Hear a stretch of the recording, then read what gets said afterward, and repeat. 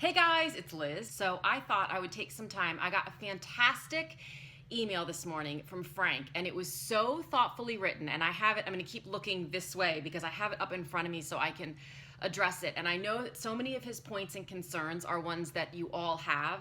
So I thought this would be a great opportunity to address, not only respond to Frank in this way, because I could have just responded with email.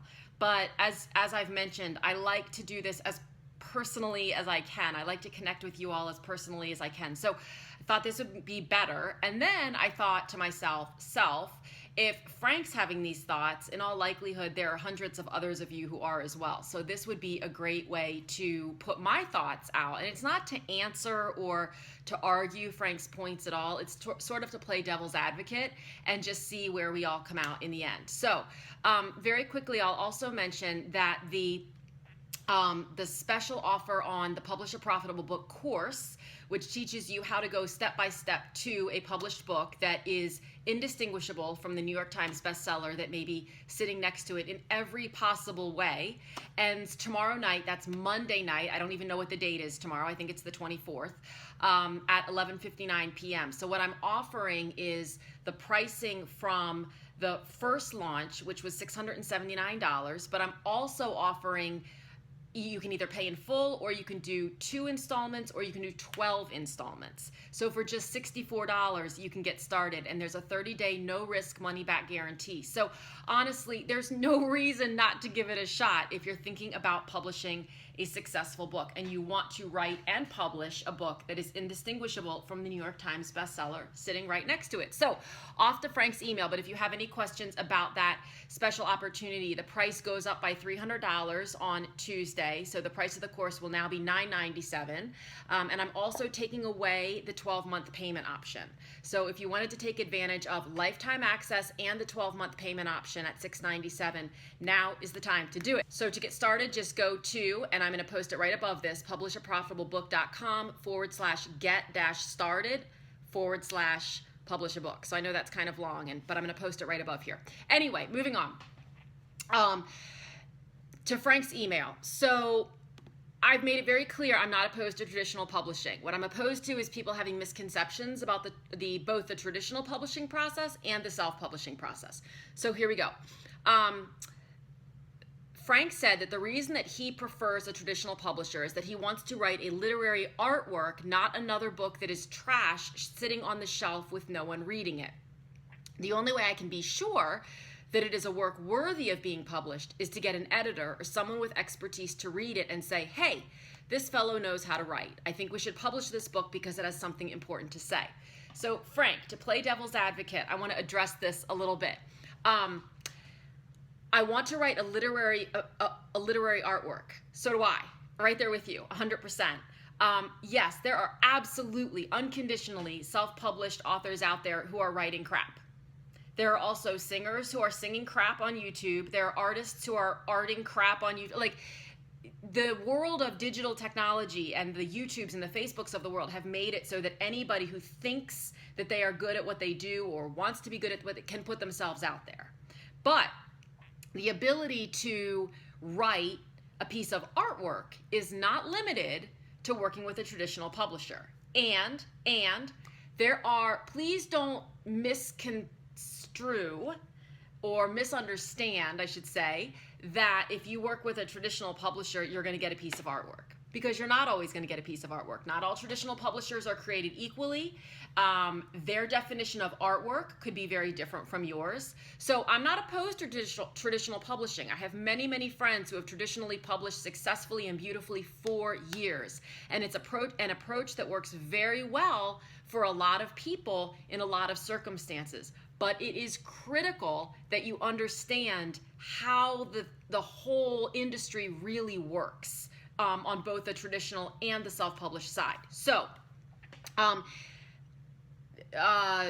get an editor or someone with expertise. Okay, I teach you how to find an editor with expertise. When you're traditionally publishing, the editor who will purchase your book from your agent, is usually not the editor who will ultimately edit it, just so that you know. Occasionally, yes. All the time, no. Their ultimate goal, this is going to sound really cynical, but it's the truth. They're not looking at your work and saying, this is a guy who knows how to write and he has something worthwhile to say, we want to put him out there. They have to believe that's true, but they want a story that will make them money. They're a business. So their ultimate goal is to make money. Now, they want to do that with someone where they can hone. Let's talk about the quintessential 50 Shades of Grey for a second. That is not a beautiful literary work. And there have been many, many people, and I'm not saying I'm one of them because I'm not gonna take on this right now, but there have been many, many people who have argued that that is not a well-written book at all. But you know what it is? It's a moneymaker. It's a money-making concept, as shown by the fact that there were 2 or 3 books that came after it. There was a movie. I think there's another movie being made now. So it's a money maker. That is what a traditional publisher is looking at. Now, my goal, right, because you have to have an editor. You have to. My mantra is not editing is not an option. You need not just an editor, but you need a good editor. And I have actually worked myself with editors who have come from the traditional publishing model. They used to edit for the big houses. So I teach you how to find them, how to figure out which one of them is best for you, how to contract with them, what you should expect to be paying them. It's not 0.009 cents a word, by the way. It's on average, I'll just give this to you right now, and on average, a good editor who knows what he or she is doing is going to charge between 2 and 4 cents a word. Sometimes they charge by the hour, sometimes by the project, sometimes by the page, and sometimes by the word. But when it all comes out in the wash, it's going to end up being between 2 and 4 cents a word. So I don't want you to think for 1 second that by self-publishing, and let's just remove the word self-publishing. Let's call it independent publishing. Or my friend Elizabeth Ann West says she's a one-author small publishing house. She's a one-author publishing house. She just publishes herself, but she does it brilliantly and correctly, and she's doing very, very well. It is not crap, I can assure you of that. So let's go on to the next thing that Frank said. I'm in love with the whole email because he just hit so many points, and I'm so thankful that he so thoughtfully communicated with me. This was in response, by the way, to I think the second or third email that comes out when you sign up for the Publish a Profitable Book email list. I send a bunch of emails about a week or so apart to help slowly educate you about how the publishing process works. And if at the end you still go, Liz, that was great information, but I still want HarperCollins or Simon & Schuster, I'll say that is fantastic news, and I'm so glad that I helped solidify that, I hope, and go forth and best of luck. Like literally, I just want y'all to do what works for you. But all writers, I believe, are somewhat narcissistic in terms of their work. They all want to be read and admired by readers. Yes! Let's break that down into 2 parts, Frank. So all writers are somewhat narcissistic in terms of their work. All artists are somewhat narcissistic in terms of their work, right? We all think, I don't even want to say we, but all artists think their stuff is good. Do people put stuff out and go, this is garbage, buy it? No. We all think our work is amazing, period. Or, and we perfect it. And true artists perfect it as best they can on their own before bringing in an editor or a critic.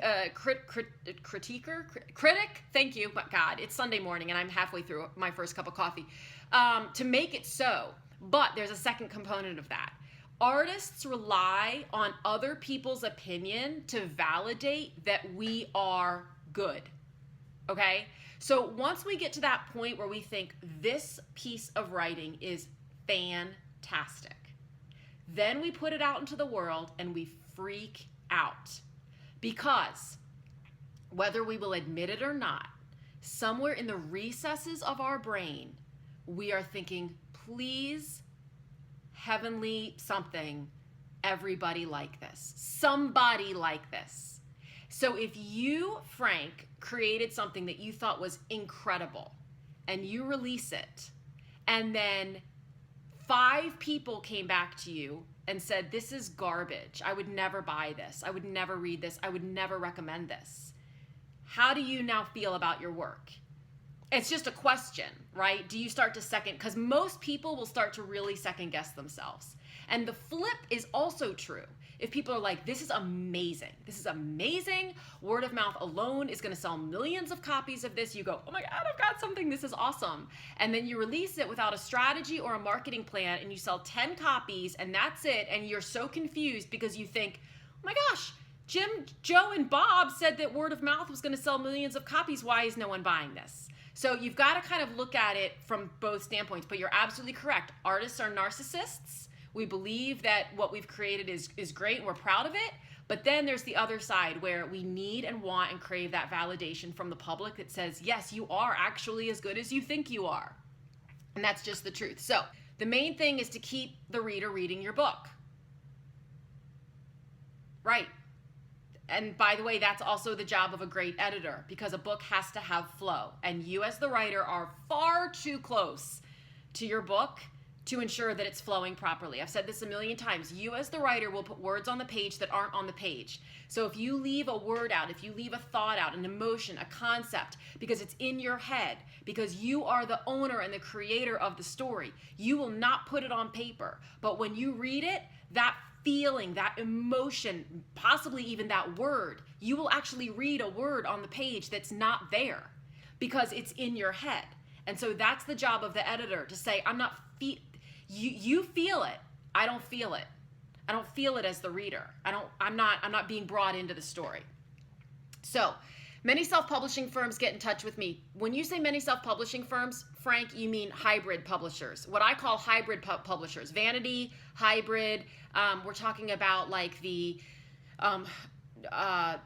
I always want to say Hulu, but it's Lulu. The Lulus and there are hundreds of them now, hundreds. But Ex Libris, Lightning Press, the places where you pay them to publish your book. I can talk to you for hours about this because I actually did it first. I wouldn't do it again, would never recommend it, but did it first. Wanting me to pay to get my book published. I cannot get my head around that, because you're smart, Frank, because it seems vain to pay to get your book published if it is not worthy. It's not vain to pay to get your book published if it's not worthy. You're going to pay to get your book published one way or another, Frank. Even if you go through a traditional house, you're going to pay. And here's why. Because they're going to pay you a small advance that you're going to pay 15% to your agent. The advance is going to get paid to you over 2 to 3 years, not all at once. It's not a lump sum. I'm sure there are exceptions to every rule, but they're very seldomly an exception to that one. And then you are going to pay for the marketing. So you may not pay for the printing, you may not pay for the editing, you may not pay for the book cover design that you may or may not ultimately like, but you are going to pay for the marketing. And if you don't pay for the marketing and you don't market it well, you're out. That editor's done work, that house is done working with you. Why? Because you didn't earn out your advance. And as I said, at the end of the day, it comes back to publishing being a business. It is a business for the publishing house. Here's the thing that people, I really want to stress this, and I need to bring in a good friend of mine. She's been traditionally published. She's traditionally published over 13 books very, very well and done very well. But she's so honest about how the industry really works, and not in a cynical way, guys.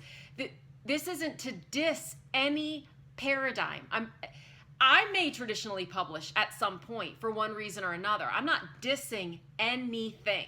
You know, my good friend Nicole Curtis just released her book, Better Than New. Go get it. It's amazing.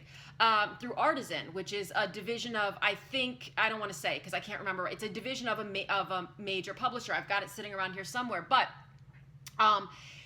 Nicole is the host of the most popular show on HGTV. She doesn't have time to be dealing with the publishing of her book herself and form her own publishing house. Of course that was the right option for her. And she's now in a different city every day promoting, but the promotion of it is huge, Frank. And so here's the thing. As writers and as artists, all we want to do is sit in a corner and write. We want to find a beautiful space and we want to sit down with our laptop or a pen and paper or a voice recorder or whatever, and we just want to write. We want to put beautiful words and a beautiful story on paper. I'm right there with you. Regardless of how good you are, whether you are the James Patterson of the world, the Nicole Curtis of the world, the Jenna McCarthy of the world, the Brene Brown, Elizabeth Gilbert, Rob Bell. You have to market. And that is just a fact. You have to get comfortable asking for money for something that you created. And if you're not comfortable doing that, that's okay. But then you're just writing to write. And if you sell a few copies here and there, that makes your heart happy. And there's nothing wrong with that. Here's where the challenge comes in. I talk to writers all the time about what is your why. It's the first thing I ask writers. It's the first module of Write Your Book in 75 Days. What is your why? Before you start writing that book, you have to know your why. Why are you doing it? Why is your reader going to buy it? Why are they going to keep reading it after the first 5 pages? What is your definition of success? If your definition of success, Frank, is to sell 5 copies to people who are touched and love it, beautiful. Because when you do that, and you will, because you're committed to your goal, you're going to be happy. If your definition of success, if you tell me that that's your definition of success, to sell 5 copies to people who enjoy it, when in reality you want to make a living writing full time, we're going to have a problem. Because you're going to launch your book, it's going to sell to 5 people, like you said, and then you're going to be like, Liz, what the heck? It's not selling. People aren't buying it. It's not traveling. Whatever the case may be. Do you have to set up a big tour across? Nope, you don't. But there are certain things that you have to have if you want to create what you want to create. And Frank, I am here to tell you 100% that you can create a beautiful literary piece of art that will be appreciated and will sell. And you can do it through your own publishing house, and it will not be crap. None of my books are crap. All my books have been in major bookstores. They've hit bestseller lists. They are not crap. But I didn't want to wait anymore for a traditional house to anoint me, as the brilliant Elizabeth Ann West says, and say, Liz, your stuff is good enough and it will sell. And I didn't want to wait for them to tell me that and believe in me and then wait another 18 to 24 months for the project to come to fruition. So I figured out over the last 14 years how to find the top editors, how to find the best printer, how to find the best cover designers, how to get it all put together. What's the step-by-step? Do this, then do this, then do this, then do this. Park this here, do this, create this website. This is how you create your publishing house. If you don't talk about it publicly, no one will know that you're a small press. No one will know. And there are plenty of successful, Brene Brown self-published when everybody told her no at first. There are so many traditionally published authors are converting and creating their own publishing houses and doing it themselves because they have more control, because they know where to go to get the resources, and because they retain the profits that they deserve. Because in the end, the story is theirs. And the person who believed the most in their story, whether we're comfortable publicly admitting it or not, and most of us as artists are not, is us. Like, we know we have something and we want to share it. So Frank, I'm not telling you what to do or how to do it. I'm just asking you to look at it in a slightly different way. And yes, there are absolutely instances where traditional publishing works really awesome. And I can tell you that Nicole Curtis has had a phenomenal experience with her publishing house. Like, it's beyond possible. It happens all the time. But the number of now indie authors who are going out there and doing it the right way, they're following the right steps to create a quality product and market it on their own terms and by their own rules. And if they want, are making incredible amounts of money actively and or passively doing it, might surprise you. So stick with us, just stick with us at Publish a Profitable Book and keep asking your questions and keep challenging. I have no problem with that. Keep challenging what we're putting out, keep challenging what other people are putting out, and let's all just look at it and see where it comes out. Because in the end, all I'm here to do is support and encourage you to make the choice that feels in your heart to be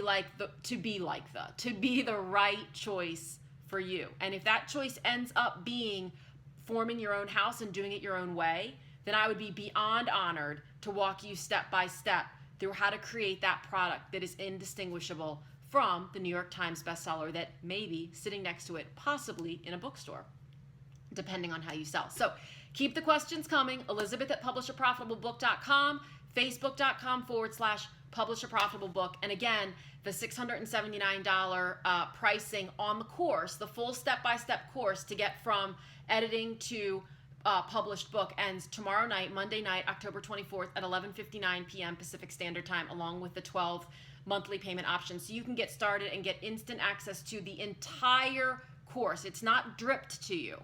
You get immediate access to everything, all of the modules, all of the bonuses, all of the resources, the private Facebook mastermind group, everything. If you do the 12-month payment plan, it's just $64. So you can get instant access for $64. And if after 30 days it doesn't work for you, there's a no-risk full money-back guarantee. So any questions, let me know. Otherwise, everybody, have a great rest of your day, and I'll talk to you soon.